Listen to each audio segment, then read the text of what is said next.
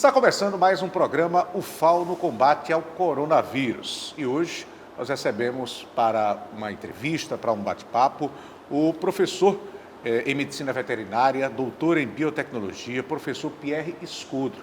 Professor, inicialmente, muito obrigado pela participação aqui. Obrigado. A gente sabe da importância da academia, das pesquisas de uma forma em geral. De que forma as pesquisas feitas na Universidade Federal de Alagoas, da sua área, podem contribuir para esse combate, professor?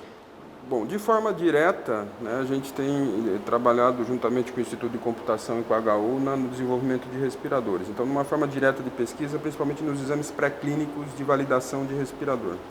Numa forma indireta mais extensionista, no que está nos preocupando muito, que é essa relação, essa interface animal-humano dentro do Covid e os fake news e tudo mais em relação à transmissão desses animais dos pets para humanos do Covid, aumentando muito o abandono no estado e que vai trazer, no pós-Covid ou no trans-Covid, problemas com outras doenças que não propriamente o coronavírus, o SARS-CoV-2. O que é que se sabe hoje? Esse medo ele é fundamentado ou não, professor?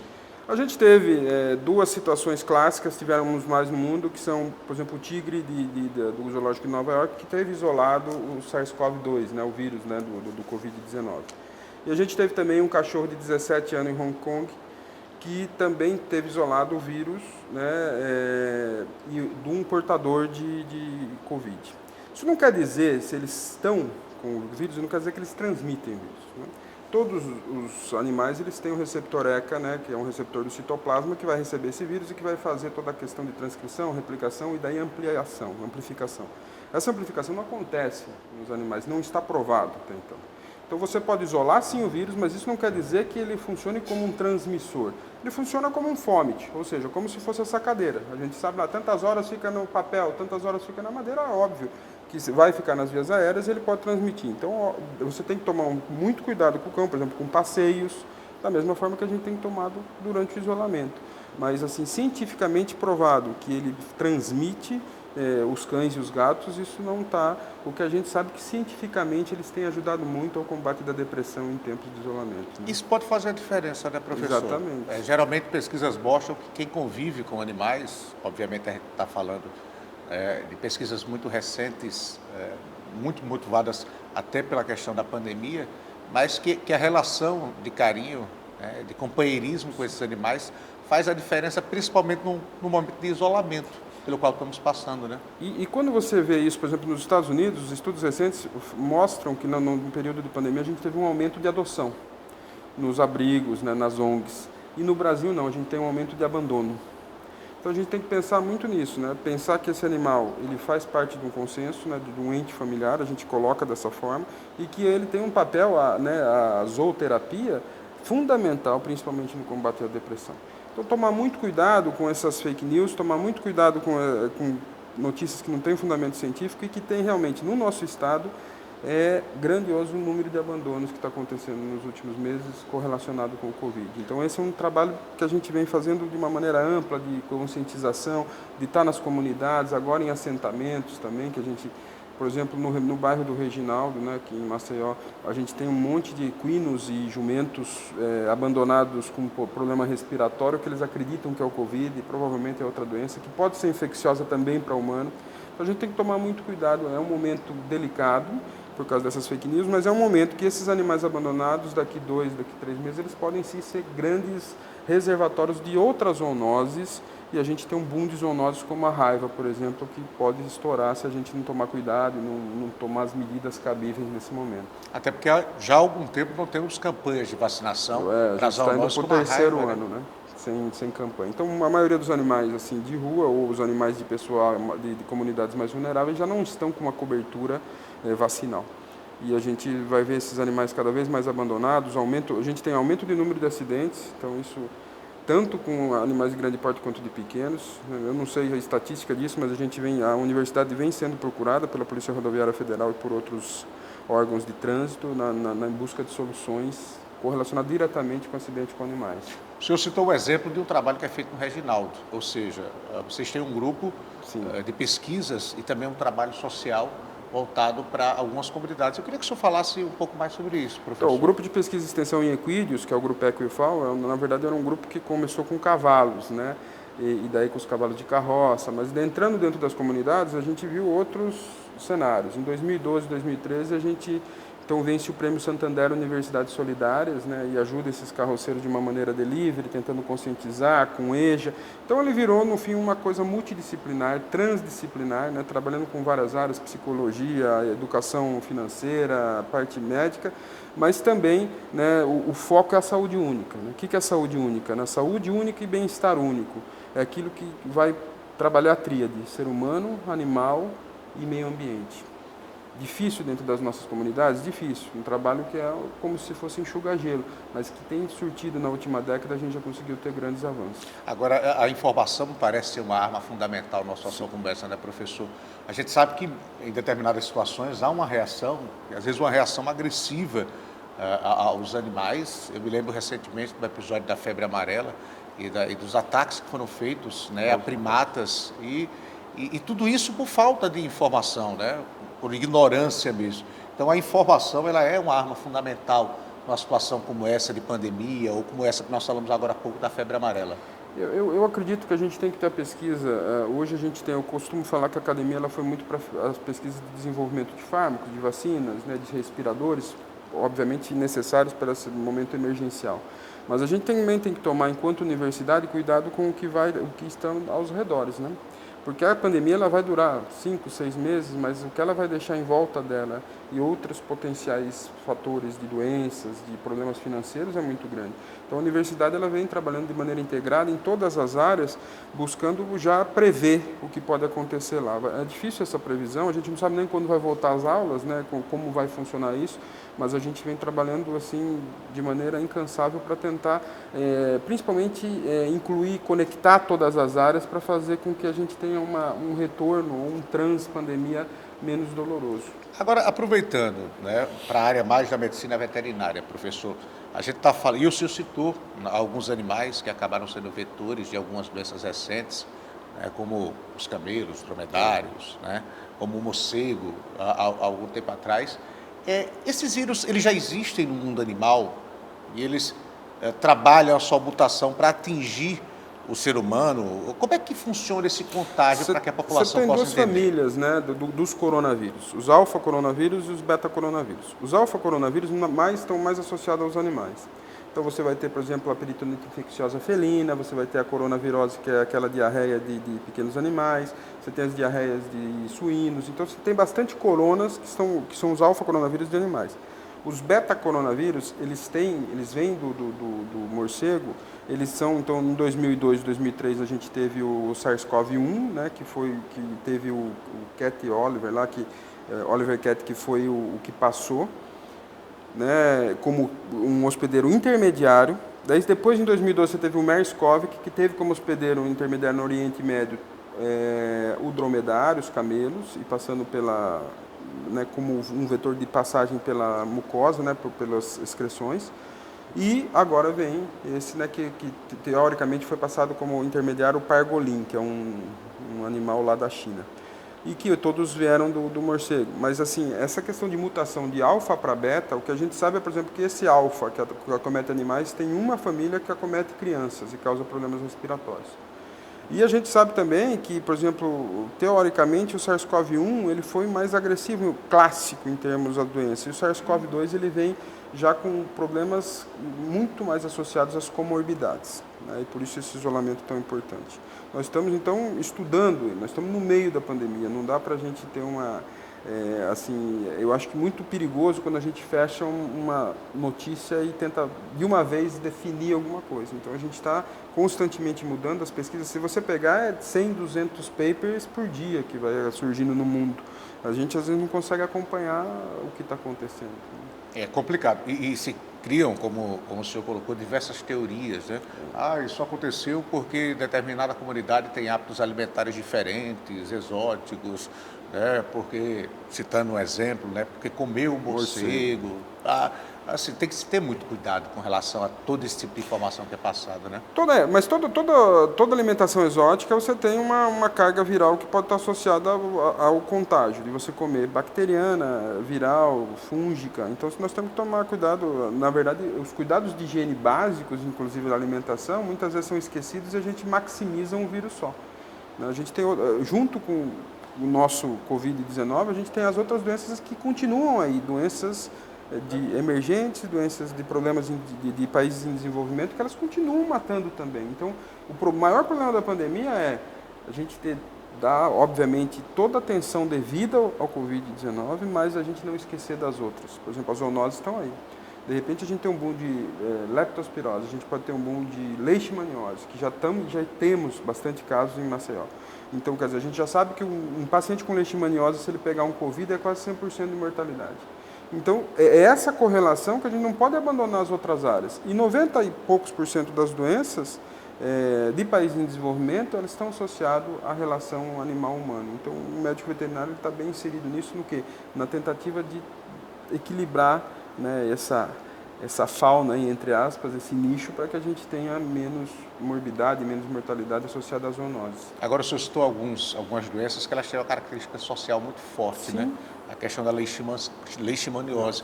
Então, essa questão sanitária, ou a falta de condições sanitárias, ela implica também num agravamento de uma situação como essa, né, professor? Sim, porque você tem um vírus que você tem já uma situação de vulnerabilidade, você já tem outras doenças dentro daquelas comunidades, e a hora que esse vírus vier com um problema respiratório ele vai piorar e potencializar.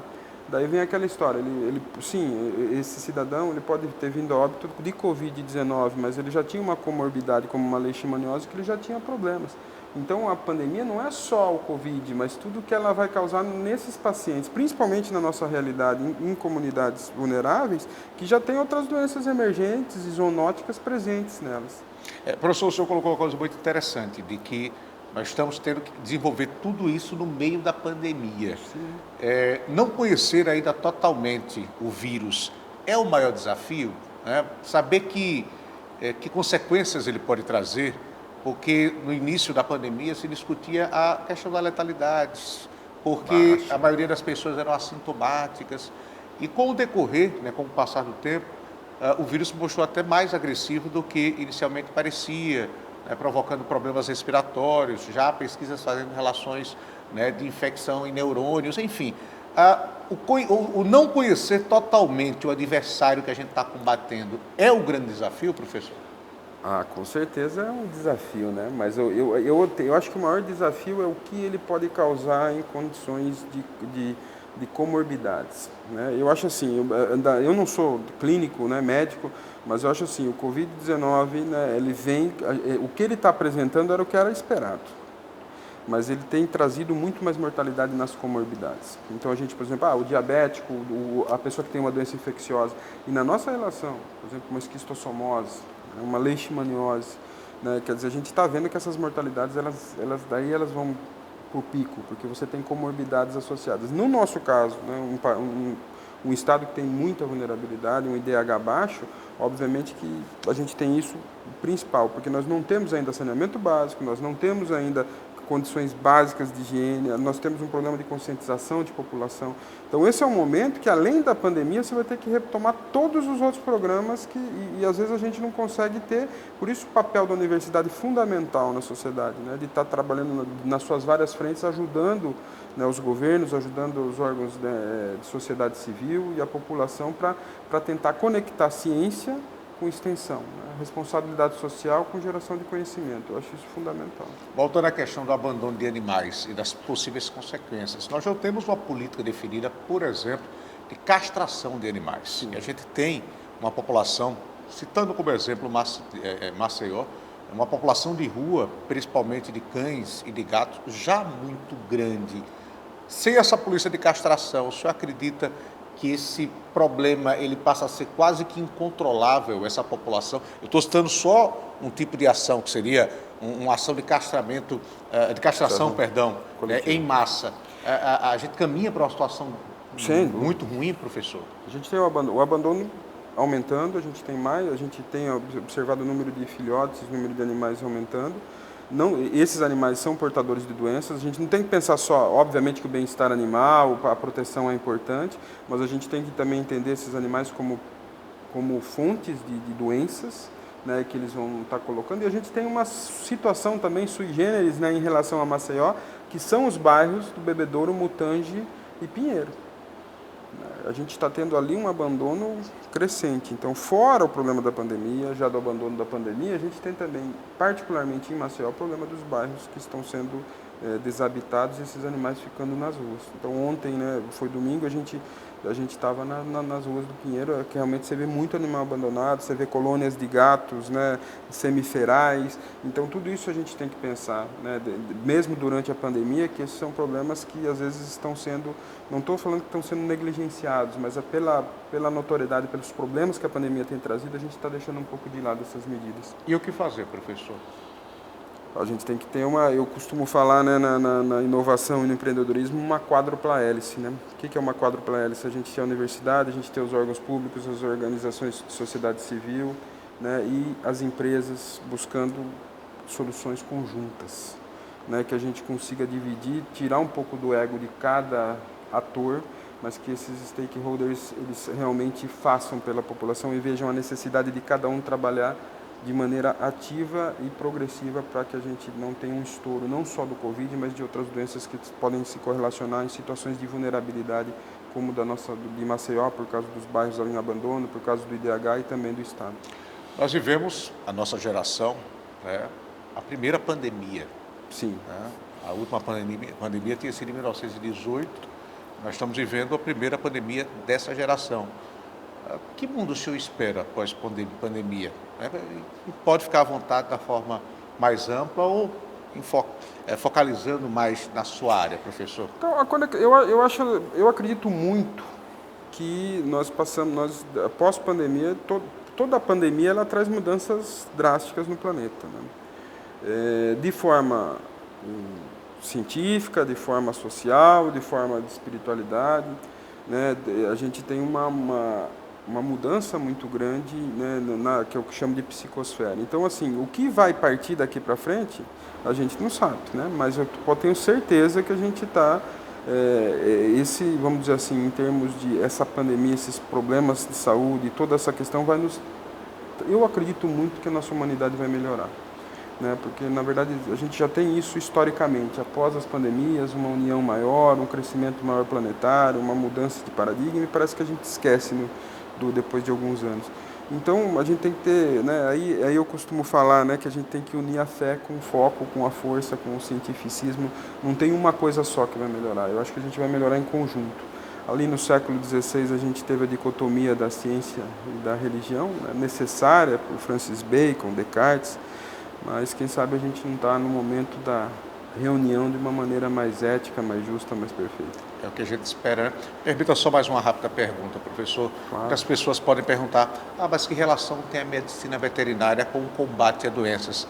É bom lembrar que o estudo em animais ele é fundamental, né, para o conhecimento também dos problemas de saúde relacionados aos humanos, né, professor? Como é uma pandemia, a gente foi liberado os estudos pré-clínicos, né, que seriam em animais antes dos clínicos fase 1. Então, como é uma pandemia, eles já estão autorizando o clínico fase 1.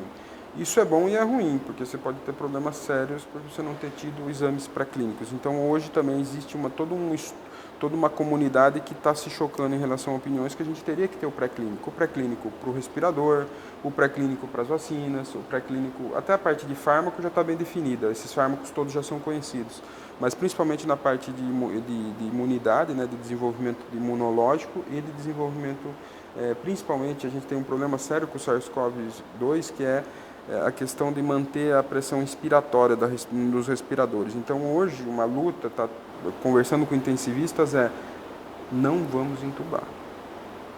Quer dizer, a ideia, quando se entuba, você tem uma mortalidade que ela vai lá em cima. Então a briga para não entubar, por causa de não dominar bem essa troca gasosa alveolar, alvéolo, né, capilar, ela é difícil, né? Então a gente tem muita, isso é fruto de estudos diários para a gente tentar diminuir a mortalidade. Então a veterinária, a medicina veterinária, ela está intimamente ligada a esses estudos de pesquisa básica para que a gente consiga ter lá no final salvar humanos, por exemplo, vacinas.